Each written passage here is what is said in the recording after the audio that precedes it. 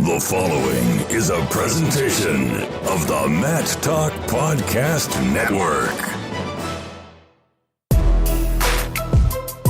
You are now tuned in to the PA Power Podcast, College Edition, featuring Mason Beckman and Tristan Warner. PA Power Wrestling.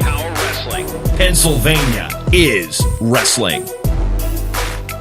Welcome in, wrestling fans. You are now dialed into the PA Power College Podcast. As Jason Bryan of the Mat Talk Podcast Network said, I'm Tristan Warner, joined by my main man, as always, Mason Beckman, a.k.a. Beck Diggity. Mason, how we doing today, man? Phenomenal. Still hyped up about the United States of America being the world champions at the senior level, so just riding the wave, man. To kick things off, always start with our recruiting news. The big one recently was Josh Stillings committed to Drexel, so Coach Azevedo adds another high-level recruit to the Drexel program. Stillings is a guy coming out of Penn Ridge High School, was a state runner-up last year to Trent Hidlay. He's a Flow Nationals placer, so Stillings is a guy competes at a high level, headed to be a dragon out there in Drexel. Yeah, Mason, we talked about, I think 2 episodes ago, Anthony Walters made his commitment to Drexel as well. So that's 2 guys almost back-to-back weights, both probably 174, 184 range. So great workout partners for each other and 2 of the best PA guys coming out this year. So huge pickup there for Drexel. Yeah, and speaking of huge pickups, on a coaching recruiting front as opposed to recruiting athletes, couple of guys with Pennsylvania ties. So the Clarion program just brought Levon Mays, a 3-time All-American national finalist out of the Missouri program. Levon has signed on as an assistant coach for Clarion. So I think he fits in well with that program, right through the heart of it with Zach Earl and those guys. Mays obviously losing in the national finals to Zane Rutherford last year, but really high-level guy. I think he'll be a great addition to the Clarion program. And then AJ Shop, Tyrone native, wrestled at Edinboro in college, kind of out of nowhere, changed programs from South Dakota State. He now signed on to be the assistant coach at Purdue. So those are a couple, one's a Pennsylvania program, one's a Pennsylvania guy shifting around in the coaching world. Yeah, Mason, I'll agree. The Shop one kind of caught me by surprise. I feel like him and Bono were doing great. I mean, they still are, and Reeder doing great things at South Dakota State. Shop was majorly responsible for Seth Gross's success. For the Jackrabbits out there, making it to the NCAA finals. Those 2 obviously were both 133-pounders, and Gross a hammer on top. You'd have to think there's a lot of AJ Shop's fingerprints on him. So maybe disappointing for Seth Gross, but AJ Shop is got to be one of the best lightweight coaches in the country, I would think, just by the success he had in his career and just what he's already been able to do with Gross. So that's huge for Purdue. And then, like you said, Levon Mays is a huge pickup for Clarion. He's a guy that coming out of high school wasn't one of the most highly touted recruits. He wasn't even, I don't think, ranked in the country or anything. Kind of flew under the radar. Went to Mizzou, which is just a top-notch program perennially. And, they turned him into a 3-time All-American and NCAA finalist. So he's a prime example of a guy that just worked hard and overachieved from what, you may have thought he would do coming out of high school. Yeah, absolutely. And what you mentioned about Shop being one of the best lightweight coaches and being largely responsible for Seth Gross and the things that Gross is able to do. The best way to describe Shop's coaching style would kind of be like, it's like Liam Neeson and Taken. He has a very specific set of skills.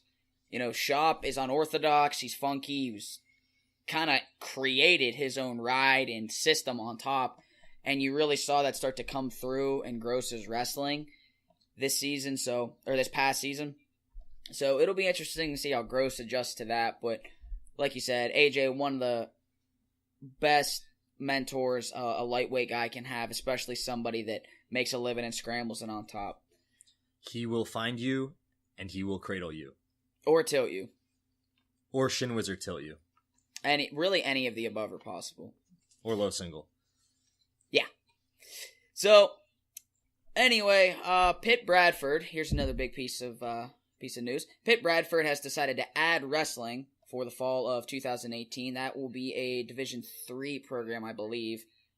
So, with all of the things that have gone on with different universities dropping wrestling and the last decade or so. It's really exciting to see a program at any level, whether it's Division 1, 2, 3, or NAIA, add wrestling. So Pitt Bradford, another Western Pennsylvania school, is going to add wrestling starting next season.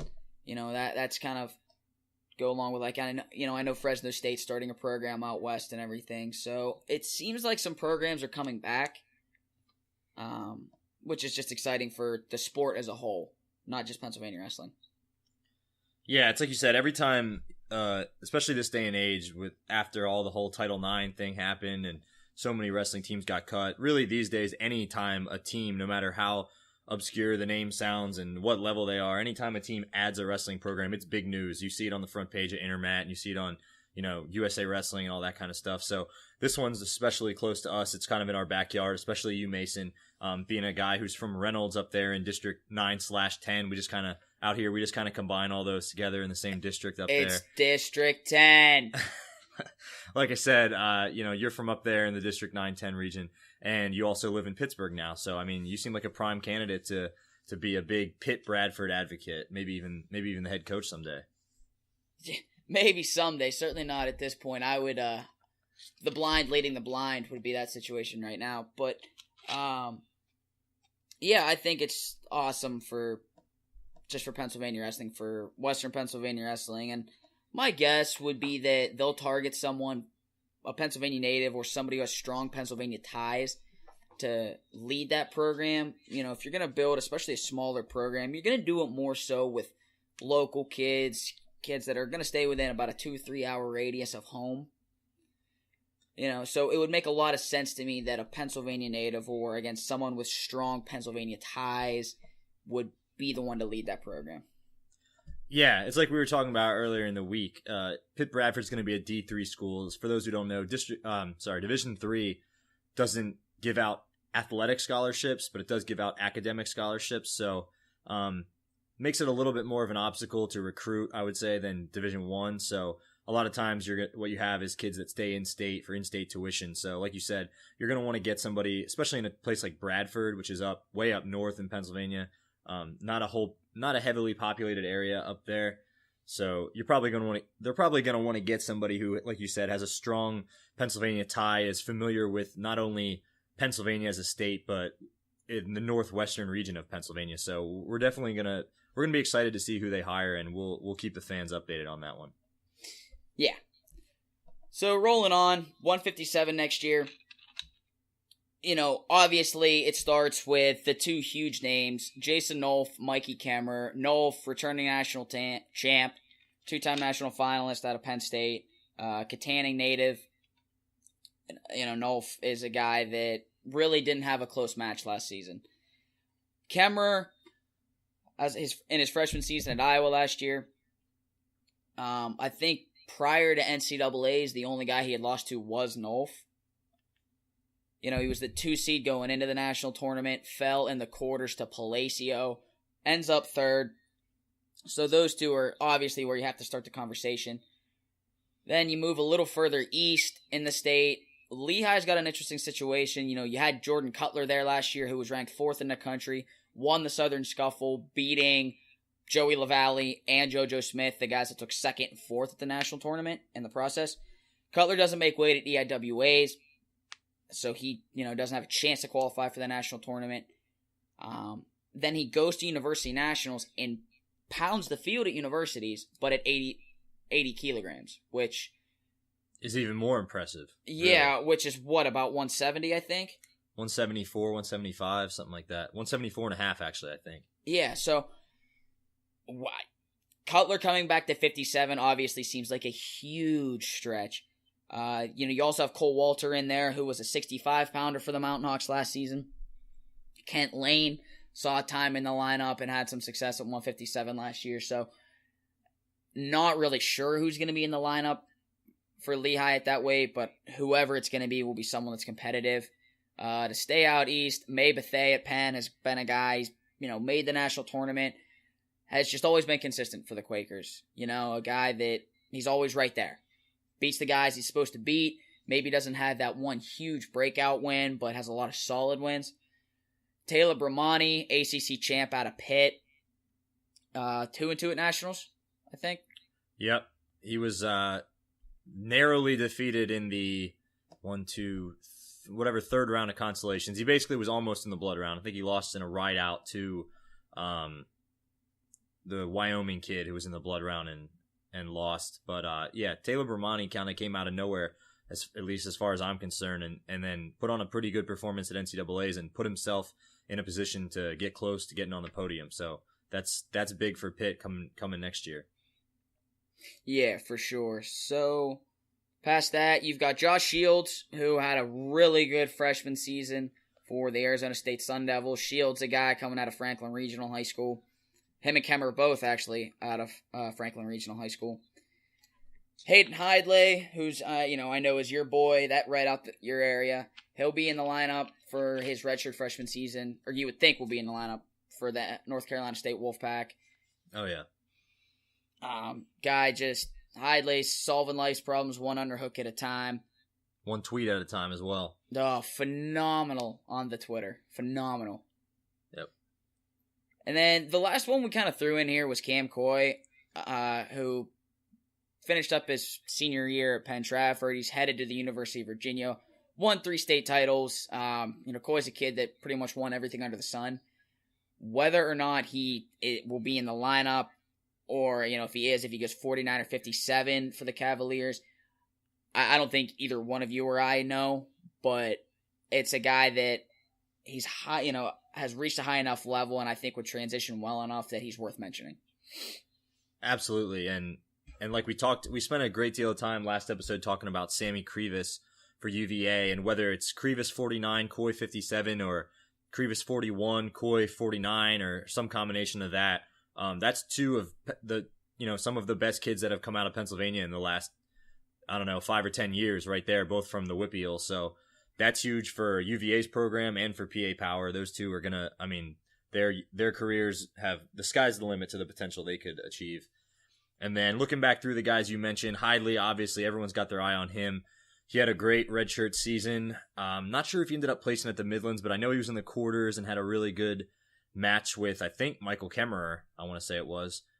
So he turned some heads out there and then won the National Collegiate Open. So, he was in the mix to, be a top 10, 15 guy if he was wrestling this season and not redshirting. So he's a guy everyone's got their eyes on.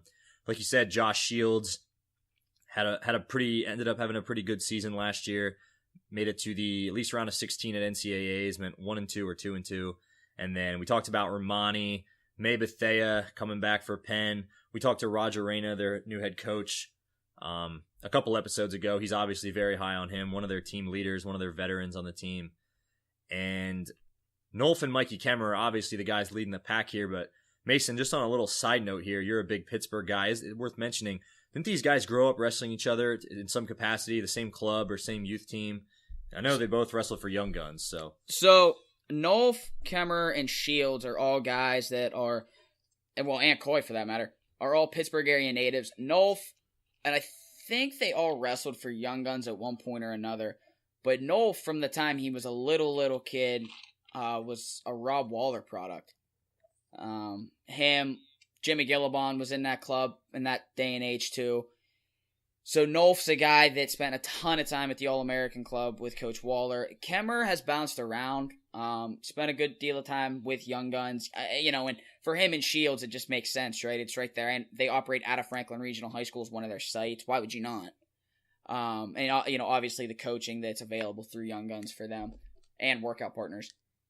But Kemer, I know, spent time when we were kids for a number of years there as part of the Quest School of Wrestling, the same club I grew up in and coach at now. Coy, I don't know a whole lot about Coy's background. I'm pretty sure that he's been through Young Guns, but beyond that, I can't really speak to where he has spent a ton of his time. But I know that the 4 of them are all guys that, like I said, grew up in the Pittsburgh area. I'm sure have all wrestled on different teams together throughout the years. I'm almost positive they all 4 have at least competed for a Young Guns team before. So, yeah, it's interesting, and it's pretty cool to see 4 WPIAL guys. I'm pretty sure they're all WPIAL. All WPIAL guys competing at such a high level nationally, let alone at the same weight, right? Like, you could have an all-WPIAL national final if you have Nolf and Kemerer. You just stole the words right out of my mouth. I was going to say, this has PA Power written all over it with Nolf and Kemerer probably. I think LaValle's back, who's a returning finalist, but you'd have to think Nolf and Kemerer is the most anticipated, the most likely scenario that we'll see in the finals at 57 next year. And then, like you said, Hidley's in the mix, Shields is in the mix. Who knows with some of these other guys like Cam Coy if he comes out and starts, but you'd have to think there's at least probably 3 or 4 pretty good chance these guys are on the podium at the end of the season next year. So definitely one of the more PA talent-rich weight classes we've previewed so far. Yeah, and the Kemerer and Nolf dynamic almost reminds you of the Cruz-Lezak dynamic at 25. Yeah, 2 guys growing up from just about the same area. I don't know. You'd have to think Nolf and Kemerer, like we just said, have grown up wrestling each other, probably wrestling against each other in tournaments and stuff too, just like Cruz and Lezak wrestling in, what was that, like the elementary school Lehigh Valley tournament when they're like 6 to 7 years old. Crazy stuff. Yeah, like 40 pounds, the Lehigh Valley Elementary Wrestling League, whatever the acronym was. Back in the Bantam days. Yeah, exactly. So that's 157. Team USA, world champs. Well, the men's freestyle world champs, women's freestyle tied for second. Greco struggled a bit, but I mean, overall, especially the men's and women's freestyle, just wrestled absolutely outstanding in Paris. Yeah, there's no disputing that. I mean, I think everybody watched Kyle Snyder's win over Sadulev, however you want to pronounce that guy's name. He hadn't lost in, 4 years, something like that. And you couldn't have drawn up a more, equivalent to that Miracle movie about the hockey, something like that almost.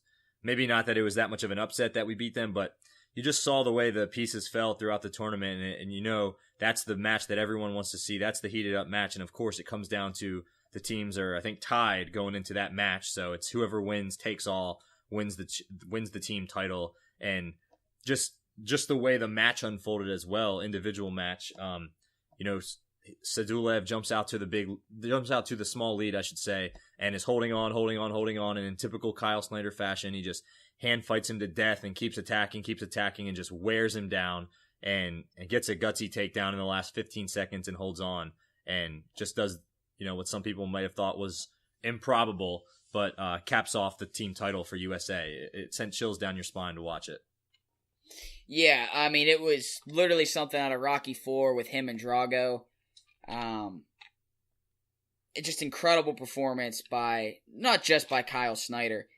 Jordan Burroughs gets himself, my favorite quote of the whole thing, Burroughs wins his 4th world title, which ties John Smith for the most world titles that any American has won. Smith has 2 Olympic golds. Burroughs, quote-unquote, only has 1.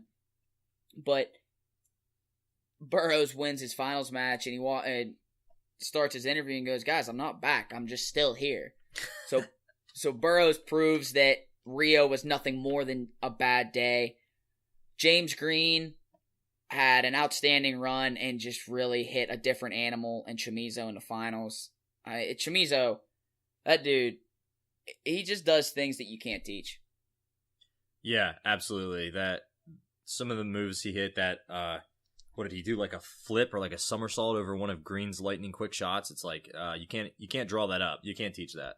No, like he cartwheeled over a double leg at Green's twice.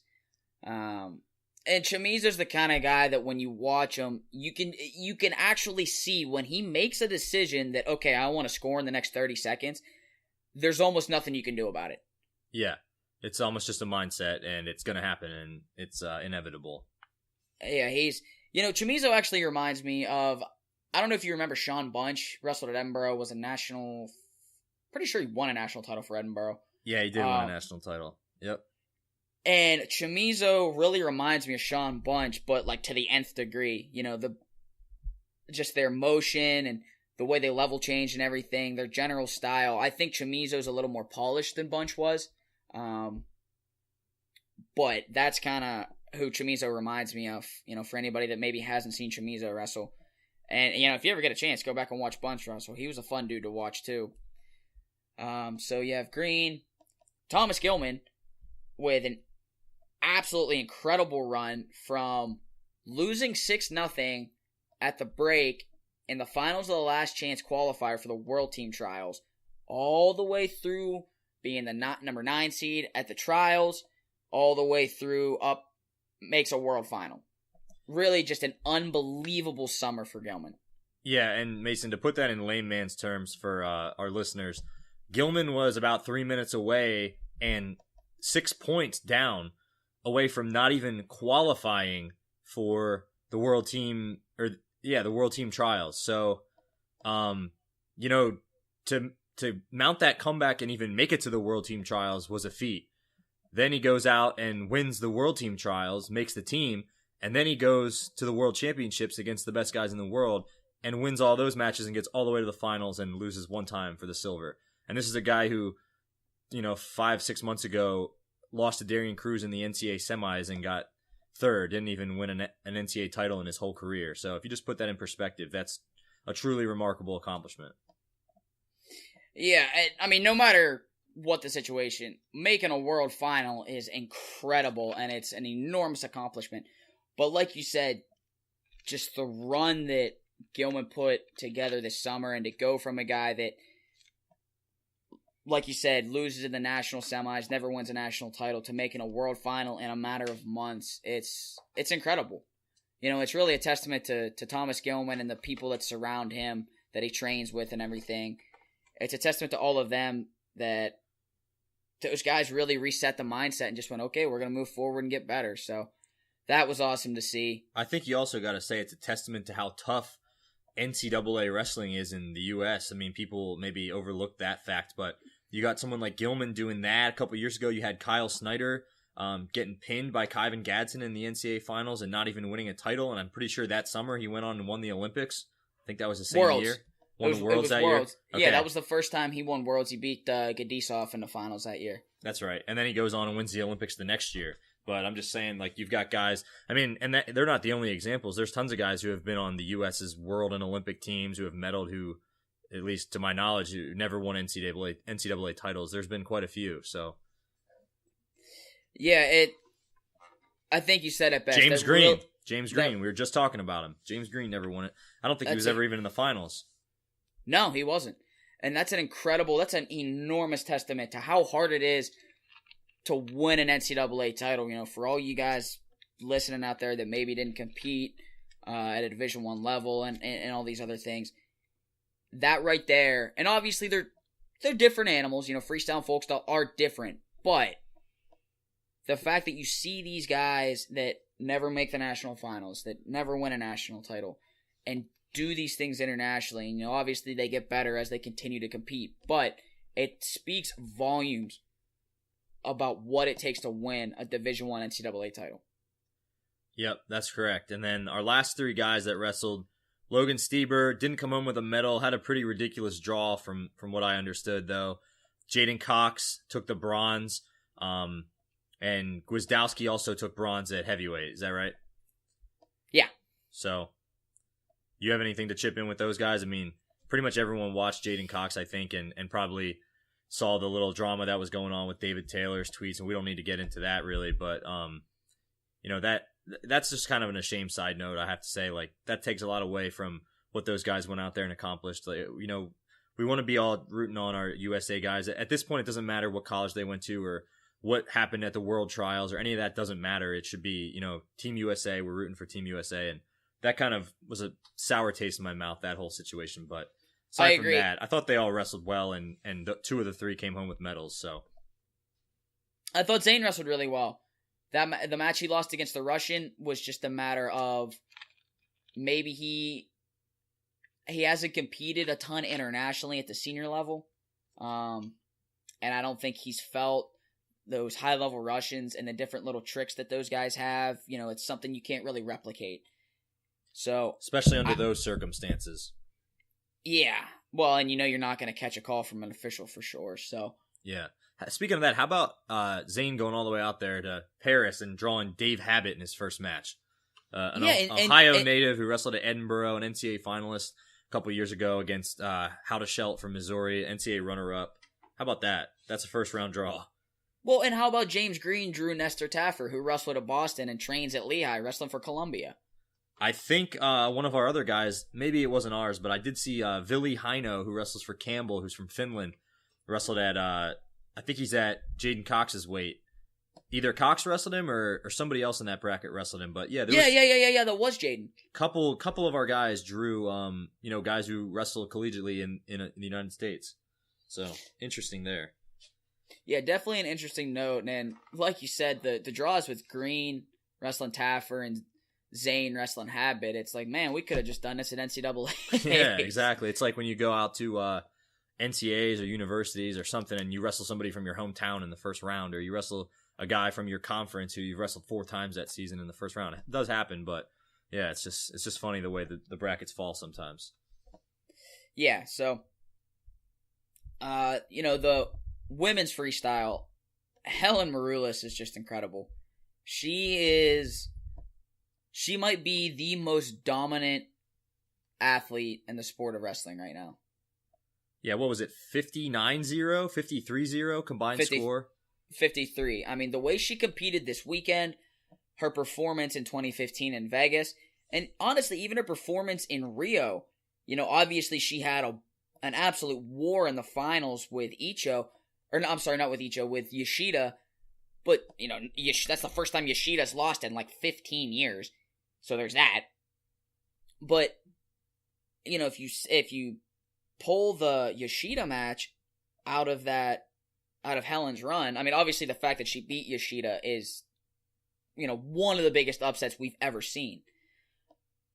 But the dominance that Helen has shown in her last 3 runs at the world level, and I mean, yes, she's taken, she took a loss between Rio and now and these other things, but when push really comes to shove, Helen really just elevates herself and has shown why she is the face of women's wrestling in the United States and one of the faces of wrestling, period, in the United States for USA Wrestling. Yeah, and going all the way back to when she was a kid, I remember Helen Maroulis wrestling in Mawa Eastern Nationals. I think she was maybe in my age division or one above or one below, one above, I think. But I remember would look through the brackets and I would see she would wrestle like the Altons and, like the Peppelmans even maybe, like Taylor Walsh, like all those like stud kids coming up would be in the same brackets as her. And she would always place at those tournaments. And it was just amazing to see her competing with, with the big boys back then. And now she's just dominating the women's wrestling world. So incredible performance for her. Yeah. And then Allie Reagan with a great tournament, wins herself a world silver medal. I know she, came up just one match short of what she wanted, but an outstanding performance by her. Becca Lathers wins a bronze medal. Victoria Anthony, 1 match shy of a medal. She loses in the bronze medal match, so she ends up 5th. Like I said, the women's freestyle team as a whole, coached by Cary Kolat, one of the coaches of the women's team. Yeah, and I gotta say, the best tweet I probably saw this entire weekend was Becca Lathers put up a tweet with Cary Kolat, and it said, "He still thinks my name's Becky." That was pretty funny. I could just see Kolat coaching her up, doing a great job coaching her, but just, butchering the name. Kind of reminds me of my college coach, Steve Martin. Just some of the best guys we've had wrestle at ODU for 5 years. He still pronounces their names wrong. So now he's got the whole country pronouncing their names wrong, because you'd think if your own coach says the name one way, then that's what it probably is. But nope, that's not the case. Yeah, and that tweet, as funny as it was, Kolat's response was, "Hey, I've been called Terry, Larry, and Jerry my whole life. You get used to it." Yep, and Kolat comes back with a great response as well. So, all right, and welcoming onto the show now, one of the all-time greats out of Pennsylvania wrestling. Was the first ever undefeated high school wrestler, 4-time state champ at Jefferson Morgan High School. Was a 2-time national champ for Lock Haven, a 4-time All-American between Penn State and Lock Haven. Was a multiple-time world medalist and Olympian, and is now the head coach for Campbell Wrestling. I'd like to welcome on Cary Kolat. Thanks for coming on, Coach. Thanks, man. I appreciate it, man. So, I know you were over in Paris with the women's freestyle world team and everything, and Talk about your experience over there with them, as well as getting to be around the first men's team to win, in the better part of 20 years and everything. Just what the overall Paris experience was like.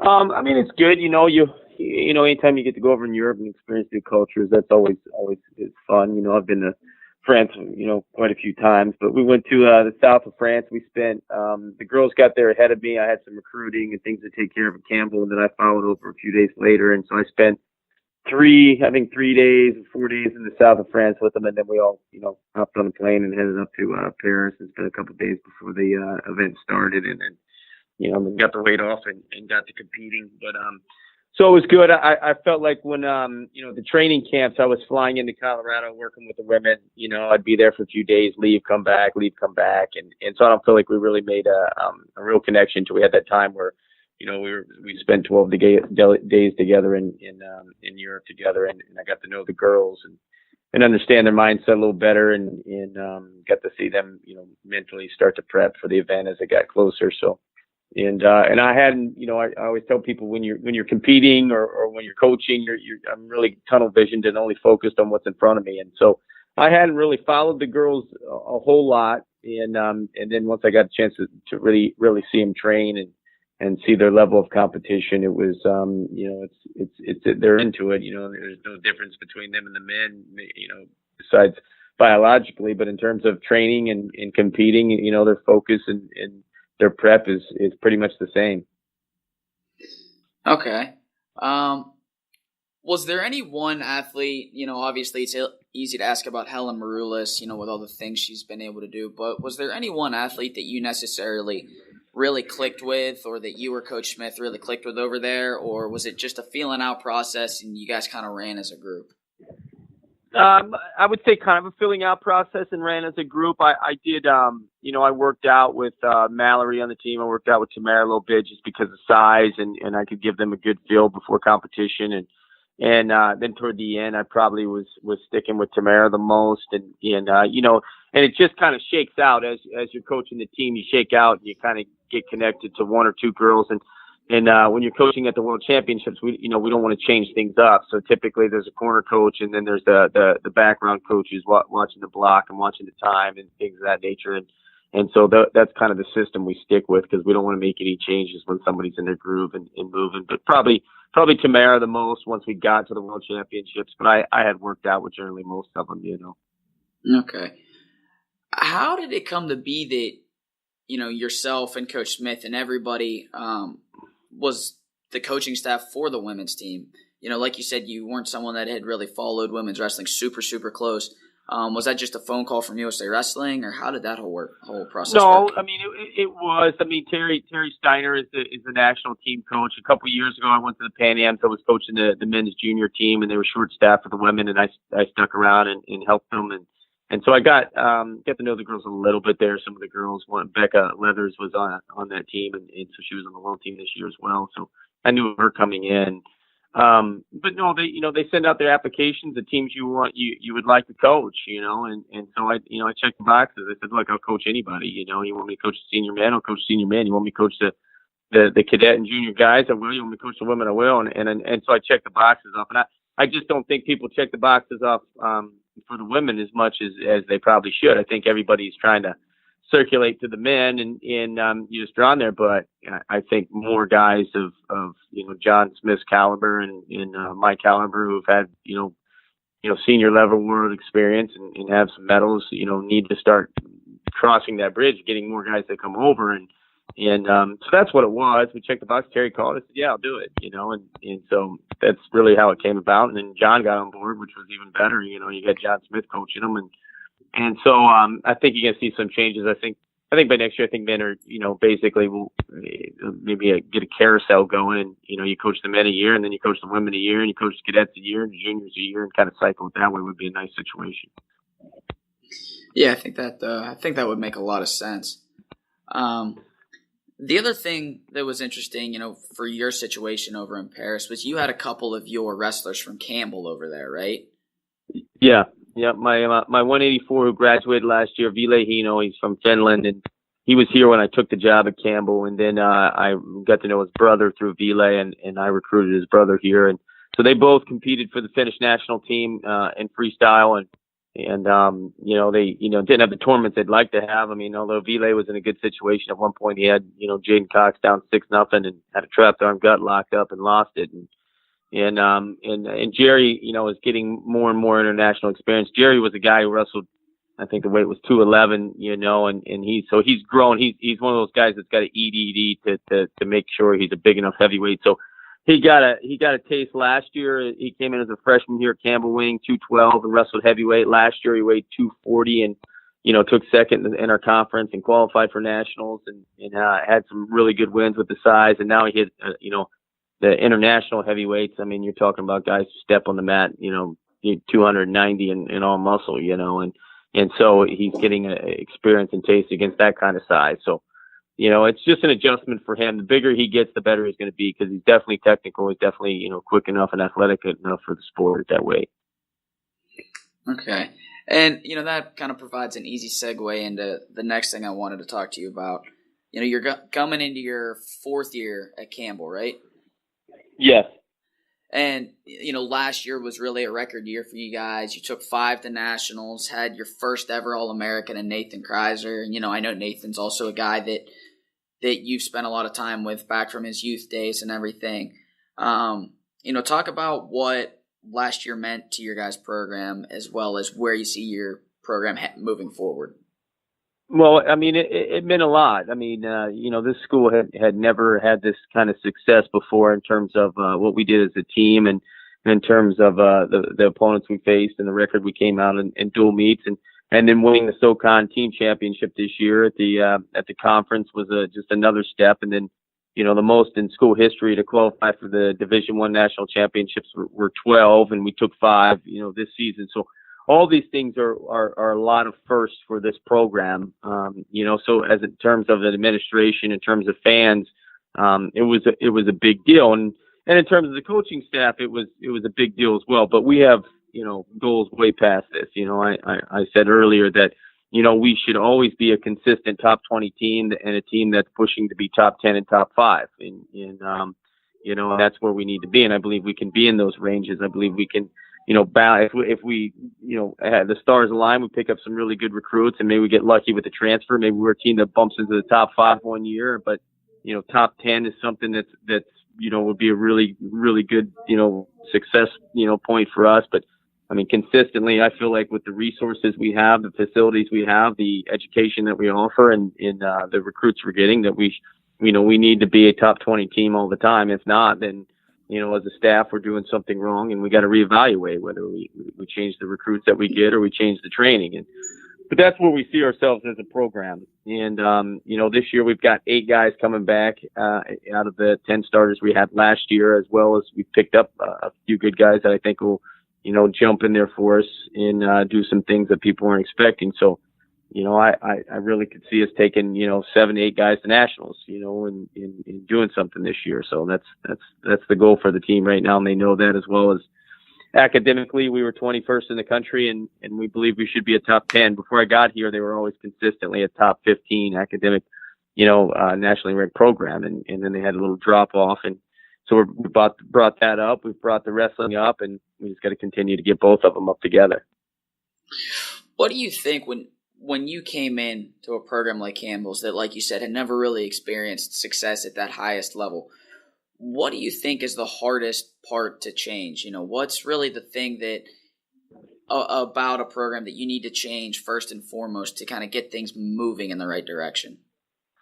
Well, I mean, it was recruiting. I said, we went with a wide net. You have different philosophies, right, and how you recruit. And so my first year when I got here, we had 14 guys, and so there were stages to building the foundation of the house. And the first thing was, well, you know what? I mean, to start off, we just got to get bodies in the room. So we had some recruiting in terms of, pinpointing a guy and chasing them. But we also had this wide net, and so, I had reached out to coaches and said, look, we're one of these programs, and we're in a place right now where, hey, if you got that smart, hardworking kid, we'll give him a shot and we'll take him. It wasn't, here's our tryout process and, maybe we'll take you. if a coach believed the kid could put the work in, we took him. And we knew that we were going to have to build some of these kids up over the next 2 years. And so now those kids are hitting that second and third year mark. And so now we've got this team. We've got, I think we have 51 guys on the roster right now. And we got guys who can train. And then we've got those guys in here. We figured, this guy's got a chance of being on the stand. And when he turns to his left and turns to his right, he's got 3 or 4 partners deep either way.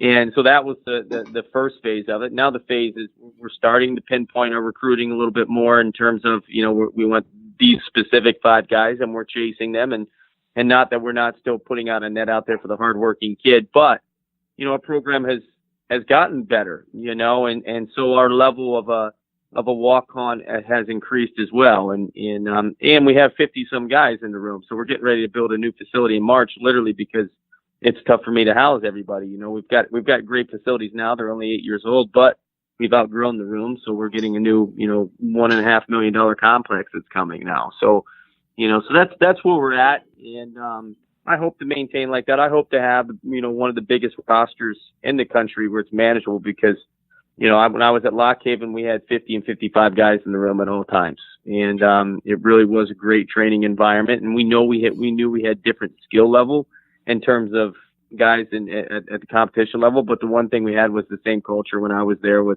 we were 5th in the country. Everybody trained hard. Everybody knew when they put the singlet on, you were expected to go out there and wrestle and work to win and not, you didn't shut down, and that culture, was, bred success. And that's what we hope to continue to do here. Yeah. You mentioned culture there. And I know that in my time at Lehigh and everything, that's something that you always hear talked about, and that it's a very hard thing to really build a winning culture in a place that's not necessarily used to it. Even just going into your 4th season with having already done things that have never been done in the Campbell program and having the type of kids you have in there that you've spoken about, you really feel like that culture is headed that way?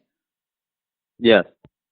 Okay. Yeah, absolutely. My first thought when I got here, it was a little tough to get people to buy into what was going on. And I'm not blowing my own horn. I think if it was anybody else, it would have been tough. I think me taking the job and people having, respect and coaches having respect for me and what I had done on the mat and where I had wrestled at, that they were willing to listen, and so if they were willing to listen, then it allowed me to get my foot in the door and recruit some of these kids. And now it's gotten much easier. Now people are saying, hey, there's another opportunity at this school down in the South that just kind of rose up and went from nowhere, so now I believe we're there now, and now the phase is getting somebody on top of the stand. When you get that first national champion, and then it gives you, a lot to go on now. People can say, hey, you can do it there, and you can do it, when we recruit, look, I always tell guys, I make no promises. I don't make a promise you're going to make my team. And if you make my team, I don't promise you're going to be an All-American because that's going to be even harder. And being a national champ's even tougher than that. And I tell them, any coach that goes in your room and says, I'll make you a national champ, well, he's lying to you because in the end, my job is the gatekeeper. I control the environment. I put the right recruits in. I manage the training.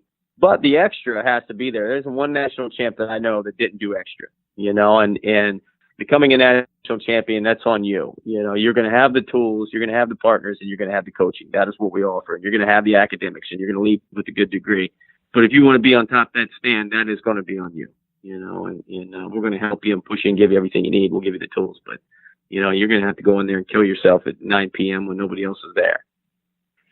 Yeah, and I'm sure, like you said, having a head coach like yourself, you guys just brought Mike Evans on, who, whether it be Cumberland Valley or Iowa, has been someone who's always competed and won at a very high level. So, yes.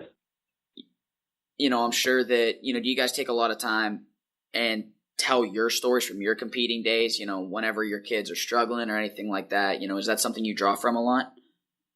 I mean, you'll do, depending on what the situation is for a particular kid. You might do that. I try to avoid that stuff. I try to kind of keep it to people that, outside myself and use as many people as I can outside of me as examples of, I competed on world teams and Olympic teams and, I had national champions on my college team. So, I use those guys and I use those training days to help get people over the hump when they run into that wall. Of course we do that stuff. And then like I said, I got lucky with my staff. I always tell people, I picked up, some really good guys between Sentez, who's a 2-time All-American at Central Michigan, and Mike, a 3-time All-American from Iowa, and Garrett Kiley's that guy you didn't know about, who's a super technician and a detail guy and student of the sport, and the guys love him, and he's technical. And then we got Evan Henderson, who I coached at UNC, who was a 2-time All-American training here. So, we've got a lot of tools. Nathan Kreiser's still here. I mean, so we've got a great staff, and we have great partners to these guys.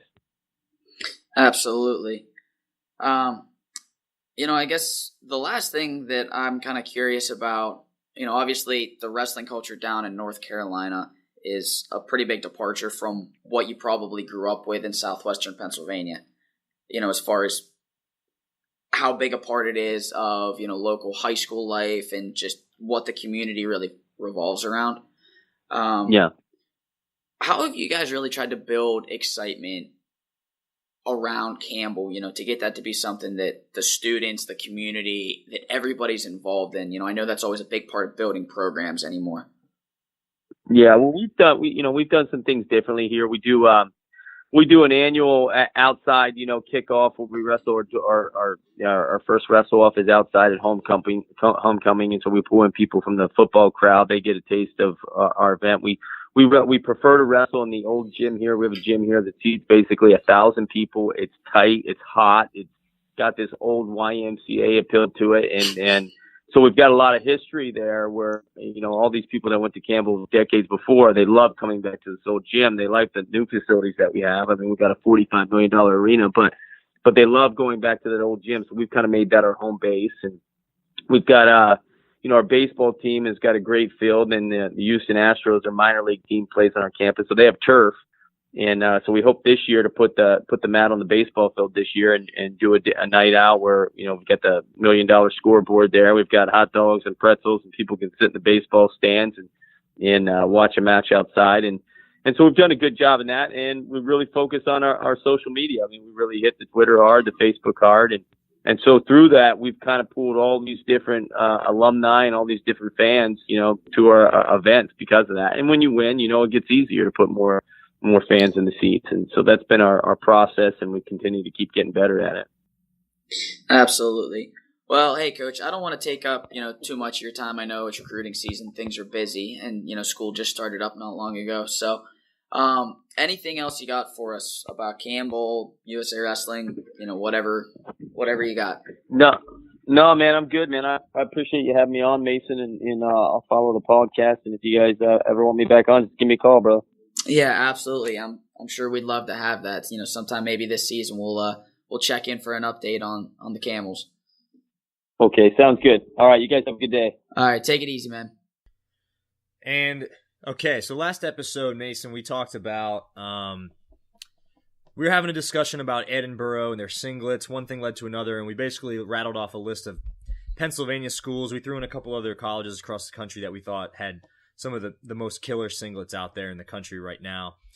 While we got on the discussion, I think Pat Lugo actually inspired it when we were talking about him transferring to Iowa. But regardless, we randomly just kind of stumbled upon the topic of who in college wrestling right now, or recent guys who have graduated in the last 5 years or so, who had the best tattoos. An interesting debate here. We're always trying to find something a little clever to talk about. So, Mason, we kind of off the top of our head brainstormed a little list. I'm sure we missed a lot of guys. I was looking through the brackets, trying to think of guys in the last few years who wrestled at NCAAs or wrestled for Pennsylvania schools that just had some killer tattoos, and it was tough to think of them, without looking at pictures necessarily. Some of these guys, we watch them from up in the stands or from the media section, and it's hard to see.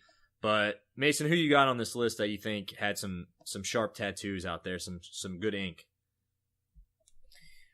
Well, we talked about Pat Lugo. He's got to be the front runner at this point, Lugo. That the sleeve of his is awesome, and I just think the fact that it pays homage to his heritage makes it that much cooler. Darian Cruz he's got a couple on his triceps. He's got DC, his initials. So those are pretty cool. If we're going back a few years, Jordan Oliver's hard to beat. He had more ink than probably the rest of the national tournament combined. Probably, but he definitely pulled it off.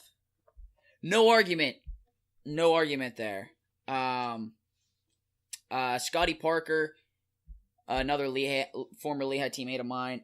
There's going to be some Lehigh guys.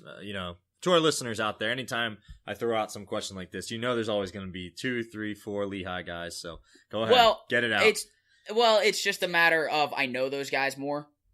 It honestly isn't favoritism. It's just what is going to come to the forefront of your mind. Especially these guys are, good friends of mine. So, but Scotty actually he's got a big one on his back, and he just got one up close to his collarbone, I think it is. So he's got a couple good ones. From years past, Gregor Gillespie had a pretty cool one on his shoulder, had a Superman thing on his shoulder. And, anytime you got a guy, I'm not a huge fan of Superman tattoos unless you can back them up, right? And Gillespie goes and beats Dustin Schlatter in the national semis, who at the time hadn't lost in over about a year and a half. So he beats Schlatter in national semis, wins himself a national title, so he can rock a Superman tattoo if he wants. Yeah, and I was going to say, of all the guys you thought of on this list, that's by far the best one that I wouldn't have thought of but should have. He was one of my favorite wrestlers when he was in college, and I was probably in middle school at that time. But not only an incredible wrestler, always one of those guys that would live up to the hype and pull off a huge win under the lights, somebody that you could just tell thrived under those kind of conditions. Not to mention he wrestled for Edinburgh. He had one of the best swag in the country, I think. His tattoos obviously played a role in that. So thumbs up to Mason for coming up with Gregor Gillespie on that list. He's him and Lugo, ironically, both 49-pounders from Edinburgh at one point in their careers. So yeah, and the only one more, he doesn't have any Pennsylvania ties, but two guys I actually have to give a shout out to. Jimmy Kennedy and Mike Poeta, because it was the same tattoo. It was like the Superman shield, but with the Illinois eye in the middle. So the shield, the outline of it was that navy blue, colored in with orange. The eye was blue, and it had, they're the Fighting Illini, the Native Americans. So they had the headdress feathers coming out from behind the letter, the shield. The shield, yeah. It was. I remember. There was a headline on Flow back when I was in high school when Poeta was still, maybe even junior high, when Poeta was still competing, and there's always a picture with the headline, and it was actually a match between Poeta and Gregor Gillespie, which if you've never gotten a chance to watch that match, Vegas Finals, Mike Poeta, Gregor Gillespie, might be the best match on Flow Wrestling. But just the screen cap that they posted with that match, you can just see Poeta's tattoo perfect, and I just thought it was a really cool thing. Guy takes a lot of pride in the school he competed for and now coaches for. And like I said, him and his teammate Jimmy Kennedy both had it, so I thought those were both pretty cool. And a guy that you didn't know had a lot of tattoos, Ed Ruth, had a lot of pretty cool ones too. Yeah, he definitely did. I spent a lot of my time on my back when Ed Ruth had me in a cradle, so sometimes I would just look over and kind of check him out. So yeah, Ed Ruth definitely is on that list. Couple guys I came up with, Josh Kindig is a PA boy from Blue Mountain, wrestled at Oklahoma State, NCAA finalist.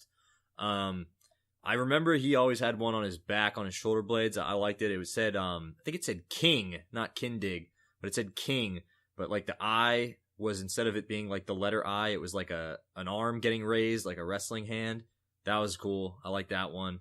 I'm sure he's got some other good ones. Those Oklahoma State guys do. Crutchmer from Oklahoma State, who just graduated, not a PA boy, but he's got some good ones. Always had great swag.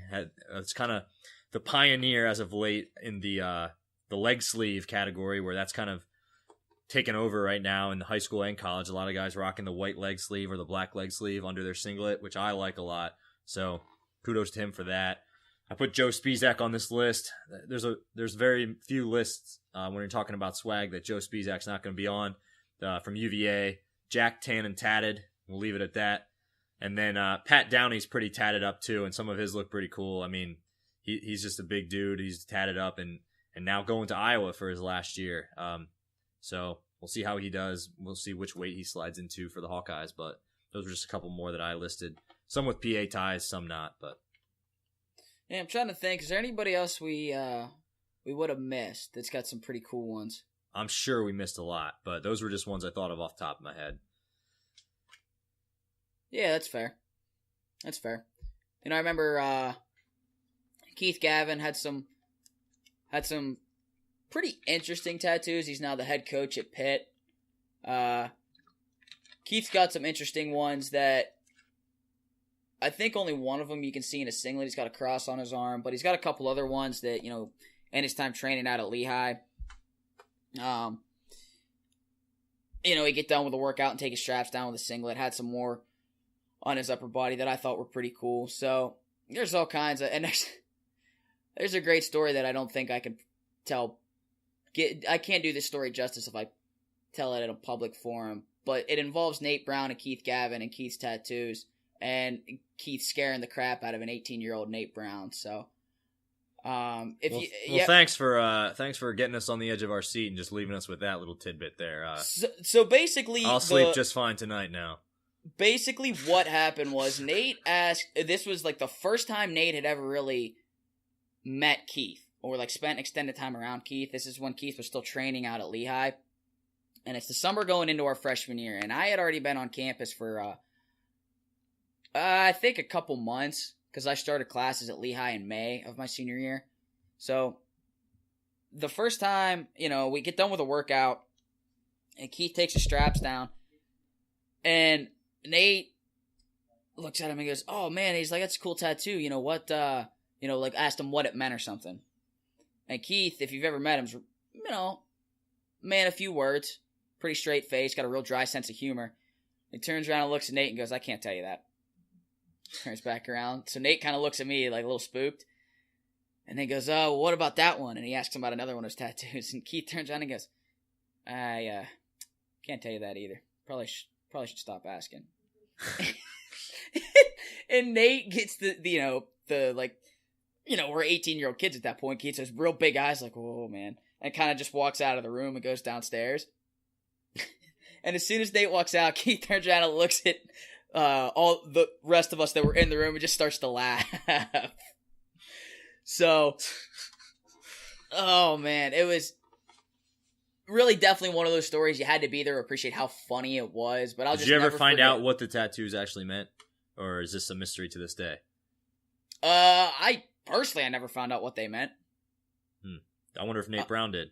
We'll have to bring him on as a guest and ask him some of those questions. Nate may have, because he spent a lot of time working out with Keith, so he would have had like more time to actually talk to him about it. Yeah, you could see the two just drilling, and Nate Brown in on a high crotch trying to finish. "So, Keith, what's your tattoo?" Just having a casual conversation while they're finishing some shots out there. Who knows? Well, who knows what goes on in that Lehigh wrestling room? Dude, I don't care what wrestling room you're in. If you drill with somebody consistently, drill partners have weird relationships. That's 100% fact. So I'll back you up on that one. No matter what level you're at, drill partners have weird relationships. You share a special bond for the rest of your life if you're really just being a college wrestling teammate of anyone, but especially, somebody that was around your weight that you wrestle with a lot. It's like you love them sometimes, you hate them sometimes, you get in fist fights, but then 5 minutes later you walk out and you're going to the calf together. It's just a weird dynamic that maybe other sports don't understand, but that's wrestling for you. Yeah, you literally willingly you basically go in and get in a fight with each other every night, and then you outside of that 2 hours, you're boys the rest of the time. So it's an interesting dynamic. Anyway, not to completely derail. So another cool topic. What? I was just gonna say, I'm positive we missed a lot of guys. So if any of our listeners want to throw some more names at us, as always on Twitter or Facebook, at Warren Triz, at Beck Diggity, as you know, send us the other guys we missed with the best tattoos. I'm sure we'll back you up on them because I'm sure there's a ton out there that we missed. But go ahead, Mason, take us into our next topic. This is the one we're more excited about talking about. Yeah, so I think you were the one that really brought this up, but you always hear the conversation of the best guys you ever watched, and Tristan, you and I, as guys that went through and wrestled Division I and everything, we've, for better or worse, run into some serious studs in our own careers. So the best guys that you and I have ever wrestled, we thought would be a fun topic. So for me, the list starts off from a high school perspective. Let me preface by saying we've wrestled a ton of amazing guys. So not to leave anyone off the list, Mason, your list is way more extensive than mine. But we'll just run through a list of some of these guys, just the names, and then maybe a couple of them pick out just like a quick story if you got it. But I was just gonna say for my list, I really felt like I focused on not necessarily just the best guys I ever wrestled, but the guys that I felt completely overmatched against or overwhelmed against. Like there were some really good guys I wrestled where I maybe was able to, even though I wasn't really close to winning, I could keep the score kind of close. But I really chose to focus on the guys that I just feel like I got utterly brutalized by, even if it wasn't that much of a deficit on the scoreboard. Just like there was no shot of me winning that match. Go ahead, Mason, take it away. So in high school for me, my list goes Hunter Stieber, Devin Carter, Cam Tesseri, AJ Shop, Mitchell Port, Mark Gray, Alex Cisneros, Jerome Robinson, Jeff Alexander, Mike Rohn, Earl Hall, Luke Fry, Gus Seiko, Nick Francavilla, and Brock Zackerl. So, and again, I'm sure I've left guys off that list, and that's no disrespect. Those were just ones that right off the top of my head came up.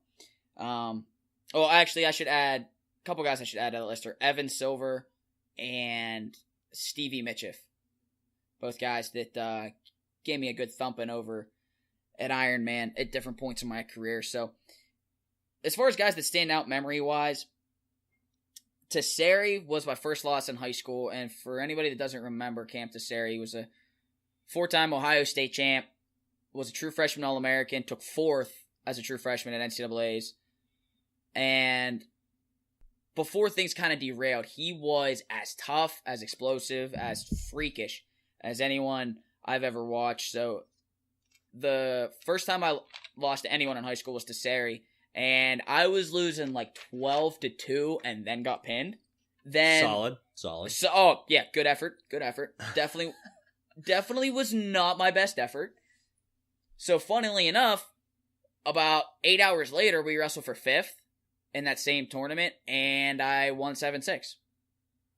So that's not something you see every day. No, that was one of the more bizarre days. Quite a turnaround. The match I won was a really strange match too. 4 of his 6 points came out of a spladle. 5 of my 7 came out of a headlock. And anybody that's ever watched me wrestle, I've hit maybe 2 headlocks in my entire career. Anyone who's watched Mason Beckman wrestle knows he's got a dump and a cross wrist tilt. And if you see a headlock, something's up, because he doesn't usually do that. I've got more than just 2 moves. I've got like 4. But yeah. That's more than I've got. I just roll around and try to make something up. So Tesseri's one that stands out. Shop and Port both stand out. And then Hunter Stieber, obviously a guy that won 4 state titles, was a 2-time All-American in college. That was just a fun match to wrestle at the time. So for your high school guys, who do you got? All right, so for my high school guys, really, I just came up with a couple here, and they all happened in the same year, my freshman year of high school. I think my 10th through senior year, I definitely lost, but quite a few times at that. But I think I was able to keep my deficits and my losses closer than my freshman year of high school. I'll never forget the morning that I got Kemerered, past tense, using that as a verb. Did you get them both?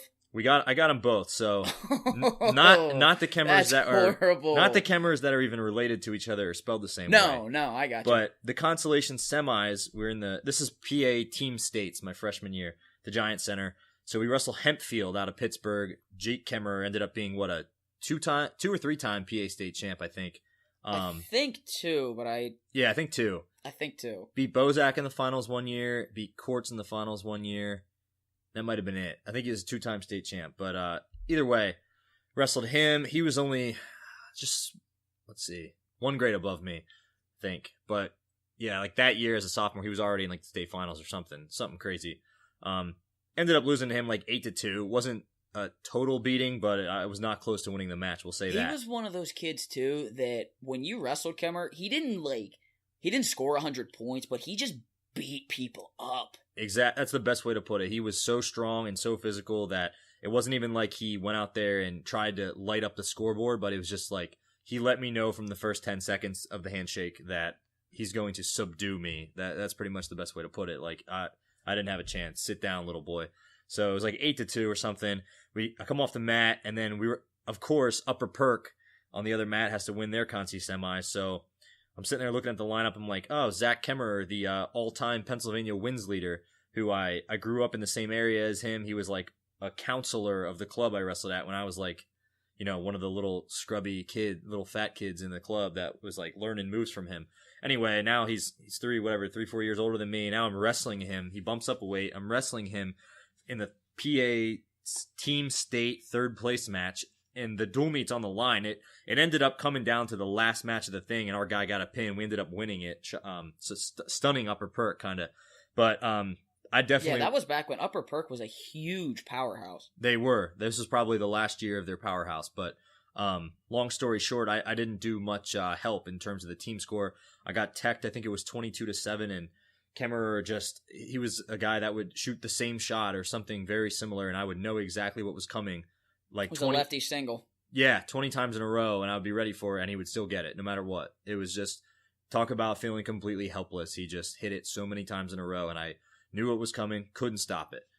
So yeah, I got Kemered that morning. There's a picture on Facebook to this day of our, in fact, it's one of my 2nd or 3rd most recently tagged photos of our team, all happy, putting up like the number 3 or whatever. We took 3rd at team states. The whole team's there, and if you zoom in on my face, I look like I just, I don't know, some big kid just stole my lunch money and shoved me in a locker, because that's right after I got Kemered that morning. And then the other guy I had in high school that just absolutely picked me apart was Grant Paswall. Mason, we were talking about him. I think he wrestled most of his career at Blair Academy and then transferred kind of randomly to Bald Eagle area his senior year. So, yeah, and like he wasn't one of Blair's hammers, but at the time he transferred. Yeah. But he was definitely really solid. He was ranked in the country, ended up, I think, placing 3rd or 4th at PA States that year.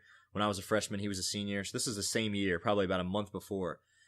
So the funny story about that one was, this is probably the only time I've ever wrestled in a match where someone was talking to me throughout most of the match. So Paswell's a senior. I'm this flustered little freshman out there getting picked apart. He's hitting all these, you know, crazy moves, throwing me on my back and stuff. I think it ended up being like 17-6 or something like that. But, you know, the one thing I prided myself on in high school, even if I would lose, I would, you know, I was hard to turn, I thought, until I wrestled Paswell. He put me on my back like 6 times. But anyway, he's just, most of the match he was talking to me, I remember. It was bizarre. Like, he would throw me on my back and I'd be like struggling to get out, maybe even like making some grunting noises, and he was like soothing me down, like, calm down, man, stop trying so hard, like, calm down, chill. Saying stuff like that, and that's probably the only time that I can remember ever wrestling a match where the person I was wrestling was whispering things in my ear to telling me to relax and to not try so hard. So, in retrospect, I think it's pretty hilarious. At the time, definitely didn't think so. Yeah, and that's like, you can't script that, a dude talking to you like that. No. I always hated the people that talked when they wrestled too. Like, you ever wrestle somebody that talks to themselves? Yeah, a couple. Hated that. I've had a couple talk to themselves, never had one talk to me, and at that, give me instructions to try less hard. So that's a first. And an only. Not to dwell on that for too long, we'll kind of block that memory out again for the next 10 years. So Mason, take it away with your college list. Yeah, so my college list, we've got, it begins and ends with Logan Stieber. That was just a miserable experience. Logan Stieber, Devin Carter again. Devin Carter is the only guy that beat the doors off of me, both in high school and college. Carter, I think, from a physical beating standpoint, like we talked about with Kemerer, Jake, the one that wrestled at Hempfield, Carter, I think, gave me the worst physical beating I've ever taken, both in high school and college. Nashawn Garrett was a horrible experience, too. I just had no answer for the speed and the explosiveness of Nashawn. Worth noting that you do own a win over Nashawn Garrett, though.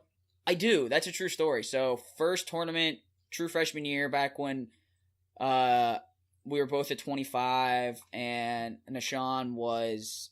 I mean, he was an undersized 25, not nearly the guy he was by the time our careers were over. But, I mean, hey, we still chalk it up in the win column, right? Yep. Joe Colon out of Northern Iowa. Best guy. All due respect to AJ Shop, Joe Colon's the best guy I've ever wrestled on top. Yeah, I remember that. He was a huge 33-pounder, and he would just whip people around the mat. Huge. Tyler Graff, who shot 300 times a match.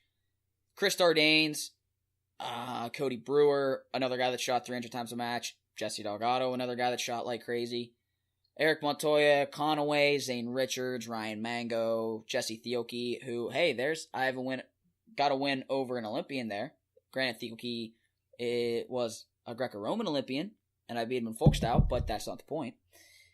Tony Ramos. Chalk it up as a W. Shop, Alan Waters, Gillibon, Scotty Sentes, David Thorne, Joe Roth, Ashnall, Earl Hall, and Ryan Taylor. So that's my list that I came up with. I mean, I already kind of told some short stories there. The worst beating, like I said, I mean, the most outmatched I've ever been was Stieber. He was just much better at the sport of wrestling. Carter made me feel like a little kid. And Nashon made me feel like I was standing in quicksand. And there you have it. That's about, from a spectator standpoint, that's about how I would assume it would be to wrestle all three of those guys. And worth noting, Chris Dardanes, people talk about, and Ramos does have really heavy hands. I've never wrestled someone that's even a tenth of the hand fighter that Chris Dardanes is. Cody Brewer looks like he would also have been pretty tough to wrestle, at least when he was at his peak, like his junior year. Brewer just shot and attacked so much. There wasn't any one thing. I mean, obviously the things that Brewer does are extremely good, but there wasn't one thing that Brewer did that you were like, man, that was, like he would just kind of like burn you on it. But Brewer, you just got overwhelmed. That was how I felt wrestling Brewer. It wasn't any one attack. It was the fact that he put 5 together, and you're like, dude, get away from me. So yeah, Dardanes, like I said, it felt like you were in a street fight with that guy. I remember it was a 1-1 or a 2-2 match. I think 2-2 with like 30 seconds to wrestle in the Conti semis, the one year at Nationals. And Dardanes is that signature shot, that double leg, it'd kind of go collar, and pull you right into a double. And I remember he got there, and as soon as he hit the collar, he just pulled the trigger on it. And you ever have one of those moments where as soon as a guy pulls the trigger, you go, yep, this is going to be 2. Yep. A lot of times. I remember I had a Ricky Bobby moment. My feet came off the mat. I'm like, I am flying through the air right now. This is not good. Ricky Bobby. That's classic. Oh, man. The exact thought in my head was, I really hope we land out of bounds. Air Beckman. Yeah, not by choice. Oh, man. All right. I only really listed 3 guys on my college list. We talked about a lot of them before, like guys like Chris Henrik or Ben Bennett. I mean, I've wrestled a lot of good ones, but the 3 I listed here, David Taylor, that was like walking into I think Steve Fittery, to steal his quote, it was like walking into a giant spider web. Wrestled him at the Southern Scuffle my sophomore year. Made it the whole 7 minutes, but he got the tech fall with riding time. I think that might have been the exact same score, like 22-7 or something like that. That match is currently on Flow Wrestling, so people want to go watch me get picked apart. That's cool. Reason I know that, I told you, Mason, I was doing a clinic one time in New Jersey, and the kids were asking me about the guys I've wrestled in college who was good, and I told them I wrestled David Taylor. Regrettably, I told them that. And then 15 minutes later, there's like a quick lunch break or something. I look up in the stands. All the kids are gathered around in a circle with his dad, has his phone out, and they're all just watching some video. The Taylor match. And of course, as soon as I saw that, I knew what it was. Some little kid runs over. We're watching you get your blank kicked by David Taylor on my dad's phone.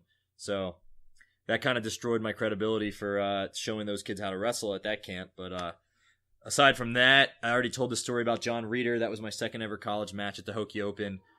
Went out to wrestle him in my Wayne Danger Scooby-Doo singlet, and he stepped on the line to shake my hand, and I just hear Kevin Jackson, head coach in his corner, who's an Olympic champion. So this is an Olympic champion taunting me at age 18. Goes, Johnny. Turns around, he says, he's wearing a Scooby-Doo singlet. And from there, it was like, did he really need that? I mean, I was already about to just get, brutalized, but he snapped my face into the mat so many times, it just bounced off. So that wasn't fun. Got teched by him too. Did score a reversal though, so that gave me a little bit of confidence. And then the last guy was Ian Miller from Kent State. Wrestled him, I think, twice the year I was down at 157, my redshirt junior year. And he was a guy think both times I lost to him, it was 8-2, but to be honest, the score was not anywhere as close as the score looked closer than the match was. We would train for literally 2 weeks of practice just focusing on how to not get inside tripped, and both times he inside tripped me within 5 seconds off the whistle. And not only that, but the one time he foot swept me so hard that I sprained my ankle. I was out of practice. I was out of practice. Oh, I'm sorry. I was out of practice. I remember we wrestled them in a duel on a Monday night in December, like right before winter break. And the next day we went home to ODU, and then that day we could also go home for winter break. So I came home and I couldn't practice the entire week that I was gone because I sprained my ankle wrestling Ian Miller from a foot sweep. We watched it on video. He kicked my ankle so hard, I sprained my ankle, and I couldn't practice for like a week. That kind of derailed my whole season from then. It just went downhill. So, yeah, Ian Miller, freakishly talented, one of the best to never win it, in my opinion. I was just going to say one of the best to never win it. He was incredible. And as good as he was, I'm pretty sure James Green either majored him or teched him, and he never won it either. So when you talk about guys who never won it at 157, I think Flo just put out an article recently on that. There's some incredible depth in terms of talent right there. Yeah, so that was just a fun little topic we wanted to talk about. I'm sure there's been a ton more guys we wrestled, but it's just cool to talk about, some of the experiences we've had in the sport and just some of the times we've, Mason, especially you, but we both had pretty decent college careers, pretty decent high school careers, and just to be humbled on the mat like that. It's a sport. I mean, it's a thing that wrestling as a sport gives you that a lot of other sports don't. Team sports especially, you don't ever just go out there one-on-one and just get absolutely humbled by somebody, and wrestling, that's what it teaches you. So that's why it's not hard for us to talk about stuff like that, because it's almost like I don't know how to describe it, but it's something you're not ashamed to talk about because it's part of the sport and it helps you grow. So that's one of the things I like most about wrestling is it's man to man. You go out there, someone's better than you, and they'll take it to you, and you'll learn from it. All right. Well, that being said, move on to our last segment here. We've done a preview of a different Pennsylvania college team each episode. People are probably wondering by now, we're into episode 6, where's the Penn State preview? I mean, they are the returning national champions with 5 individual champs returning. So we already have talked about Penn State so many times in every episode, and we've talked so much. We even talked about them in good depth here in that Ohio State hypothetical match. But Mason, just take us through. I mean, everyone knows the 5 returning champs. Everyone knows what the lineup's going to look like for the most part. But Mason, let's just go through a quick synopsis of Penn State coming in this year. Maybe some things people don't know, or some recruits that are coming in that make them look even more astounding for years to come. Yeah, so I think the biggest changes, I mean, number one, obviously the Suriano situation. I think that will be the biggest key to them repeating as champs. The 5 champs, like you said, everybody knows. We don't need to go into crazy depth with Zane, with Nolf, with Chenzo, with Hall, and with Nickel. Corey Keener coming in at 133. That's a guy that's always been solid. Wrestled up at Central Michigan for his first 3 years of eligibility. Won a couple of state titles at Blue Mountain High School. So Keener's a guy that I think fits in very well in their lineup at 133. Can score a lot of points for him. And more than anything, provides stability at that weight, which is something they didn't have last year. 41, that's another question mark that's going to be interesting. You've got Nick Lee, a guy out of originally Indiana, right? Yeah, that's right. So, a guy, he spent his senior year training with the Nittany Lion Wrestling Club. So he kind of doesn't come to some fans' minds because he spent a year effectively away from high school wrestling. But top 10 recruit in the country, I believe. He's going to be right there in contention for the 141 spot along with Jared Cortez. So they're both guys that have definitely had very bright spots. Lee coming out of high school was a very, very high-level wrestler.